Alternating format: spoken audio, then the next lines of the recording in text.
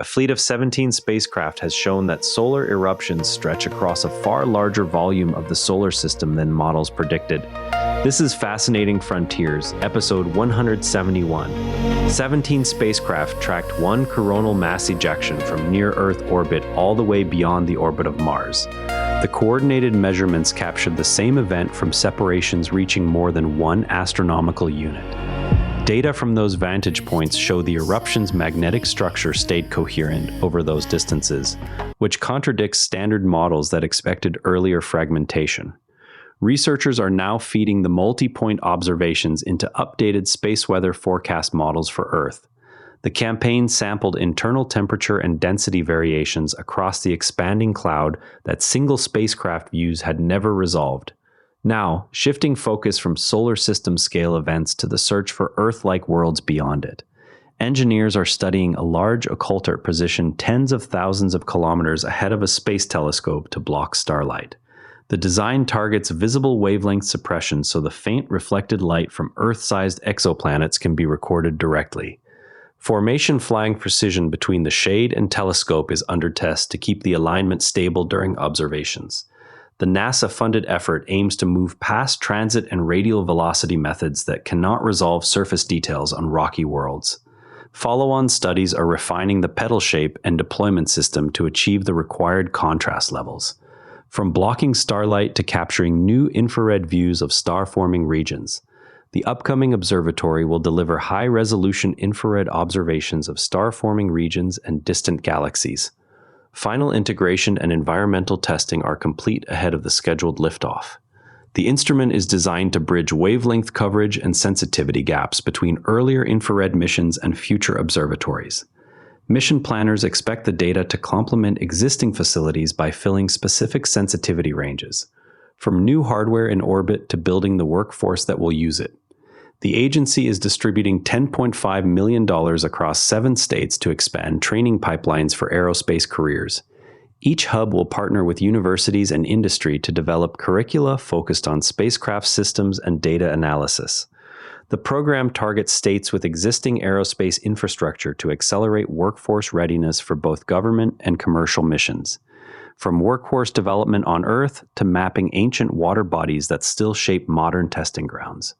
The dried lake bed left behind vast playas now used for aircraft landings and rover testing. Satellite imagery reveals how the former shoreline and sediment patterns shape the modern landscape of the western United States. The feature provides a natural laboratory for studying how large bodies of water influence regional geology and engineering site selection.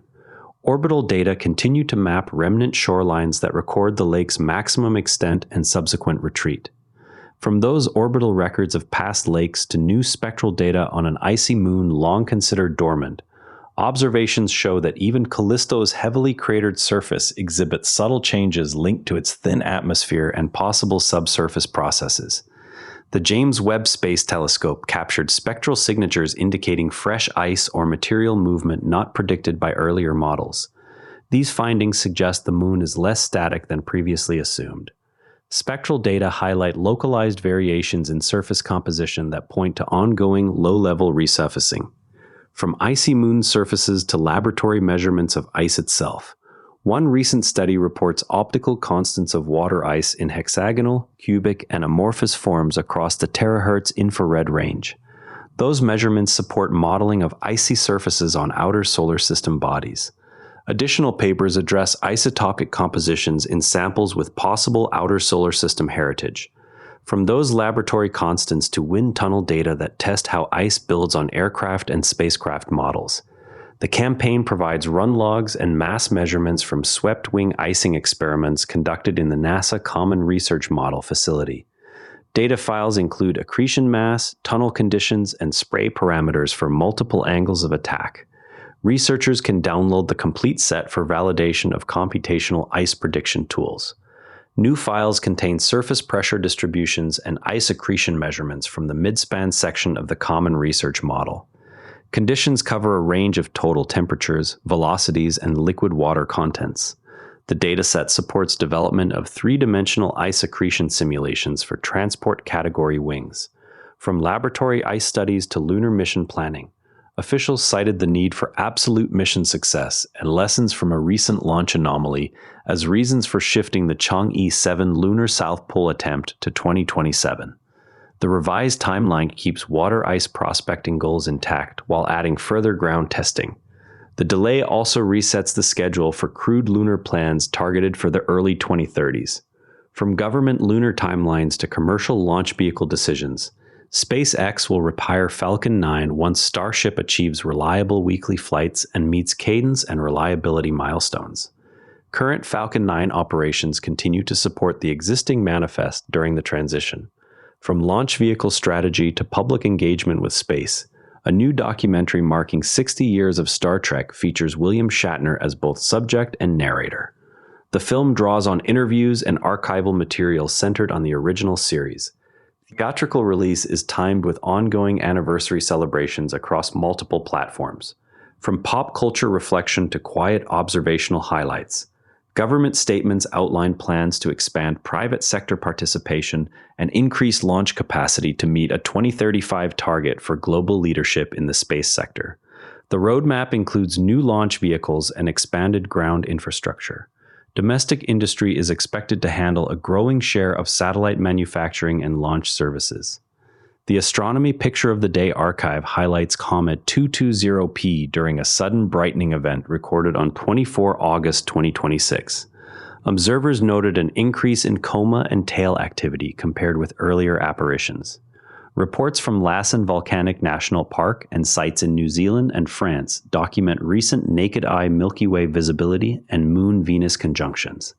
The 17 spacecraft campaign on a single coronal mass ejection stands out because it turns a fleeting solar event into a three-dimensional measurement. By sampling the same plasma cloud from widely separated vantage points, scientists can now trace how the eruption's magnetic field evolves as it travels outward. The next step is to apply these calibrated models to future events so that Earth-directed forecasts improve in both lead time and accuracy. What remains unclear is whether every eruption behaves this way, or whether this one was unusually well sampled. A single coronal mass ejection can carry several billion tons of magnetized plasma outward at speeds exceeding 1,000 kilometers per second. When 17 spacecraft positioned from near-Earth orbit to beyond Mars all record the same event, each records a slightly different slice of the expanding cloud. The combined dataset shows the magnetic flux rope inside the eruption stays intact over distances greater than 1 astronomical unit. Temperature and density readings differ sharply depending on whether a spacecraft passes through the dense core or the more diffuse flanks. This distributed view also exposes how the eruption interacts with the ambient solar wind, slowing and deflecting in ways that affect arrival times at Earth by many hours. Temperature gradients measured across the cloud reach several 100,000 Kelvin between core and edge. Yet the precise trigger that decides whether a given eruption remains coherent or fragments during its journey is still unknown. Next time, keep an eye on further updates from the James Webb Space Telescope observations of icy moons and any new details on the delayed Chang'e 7 timeline. That's Fascinating Frontiers for today. If you enjoyed this, a rating or review on Apple Podcasts or Spotify really helps new listeners find the show. I'm Patrick in Vancouver. Thanks for exploring with me, and I'll see you next time. And if you'd rather watch than listen, find us on YouTube at NERA Network. Links in the show notes. Quick tip from the network. Try modern investing techniques next. Modern strategies for Canadian and US investors. Every NERA Network show is free at neranetwork.com. The age of AI puts real builders on the phone with an AI host. Apply at neranetwork.com. Age of AI apply. This episode used AI voice synthesis of my voice. Editorial selection and analysis are my own.